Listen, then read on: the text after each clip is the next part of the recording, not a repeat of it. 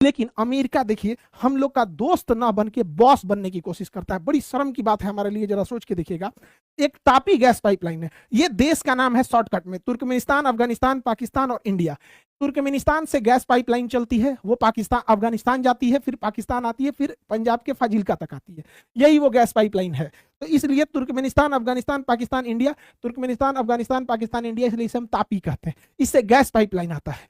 भारत ने प्रस्ताव दिया कि क्यों ना हम लोग एक और पाइपलाइन ईरान से लेके चले आए भारत के लिए, वो नजदीक भी पड़ेगा, यहां ईरान से पाकिस्तान होते हुए अब भारत क्यों ना चला है। तो ये छोटा पाइपलाइन है। अब चूंकि इस पाइपलाइन की सुरक्षा पाकिस्तान भी करता है, क्योंकि पाकिस्तान भी इससे गैस लेता है, तालिबान भी गैस लेता है, तो वो सुरक्षा करेगा।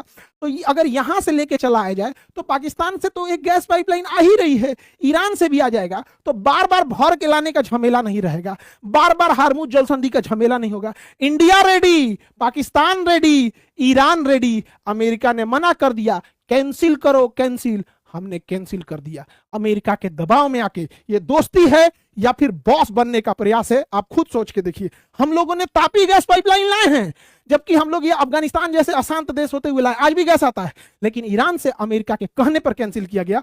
2019 में अमेरिका ने हम लोग के ऊपर ऐसा दबाव बनाया कि हमें पीछे हटना पड़ा। आप एक स्वतंत्र देश के नागरिक होकर सोचिएगा, 2019 में ईरान हमें 12% कम रेट पर पेट्रोल देता था, 12% कम रेट पर देता था।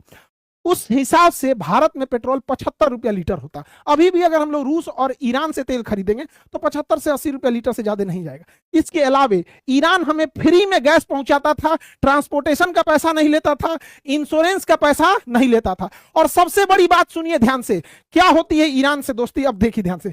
ईरान हमें 60 दिन का क्रेडिट देता था, कहता था कि हमसे तेल, कच्चा तेल खरीद के ले जाओ और इस कच्चा तेल को रिफाइन करके इसमें से डीजल, पेट्रोल, मोबिल और किरासिन तेल बनाओ और इस तेल को पेट्रोल पंप तक पहुंचाओ और वहां से बेचो। अब बेचने के बाद जब पैसा आएगा तब उस पैसा में से अपना मुनाफा रख के हमको पैसा दे देना, यानी 60 दिन बाद पैसा देना। उसी कहते हैं 60 दिन का ट्रेड क्रेडिट। यानी ईरान से तेल खरीदने के टाइम हमें पैसे नहीं देने होते थे, उसी का तेल ले आके छान के बेच के उसमें जो पैसा आता था वो ईरान को देते थे। और ईरान ये पैसा कहता था कि हमको नहीं चाहिए, हम भारत से सामान खरीद लेंगे, यानी वो करे तेल पैसों नहीं लगता था।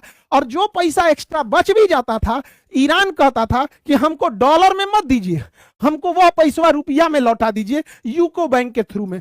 तो इससे भारत को फायदा होता था। देखिए, नोट छाप के गरीबी आप तभी दूर कर सकते हैं जब आपका नोट आपके देश के बाहर भी एक्सेप्ट किया जाए। अगर आपका नोट आपके देश के बाहर एक्सेप्ट नहीं हो रहा है तो आप नोट छाप के गरीबी नहीं दूर करेंगे, बल्कि महंगाई बढ़ जाएगी। अमेरिका नोट छाप के अपनी गरीबी कुछ हद तक दूर कर सकता है, कर्जा चुका सकता है, क्योंकि अमेरिका का डॉलर पूरी दुनिया में यूज होता है, लेकिन हमारा रुपया पूरी दुनिया में यूज होने ही नहीं देता है, इसलिए हम नोट नहीं छाप सकते हैं। तो इसीलिए अमेरिका कहता है कि जब तक डॉलर रहेगा अमेरिका कभी गरीब नहीं होगा। हम लोगों को इतना मदद किया था ईरान, लेकिन अमेरिका के कहने पर हमने ईरान से ये सारा ऑफर ठुकरा दिए। 75 रुपया की जगह 105 रुपया पेट्रोल पहुंच गया। अमेरिका को कोने मुंह से लोग दोस्त कहते हैं, यह दोस्त है कि बॉस बनने की कोशिश करता है।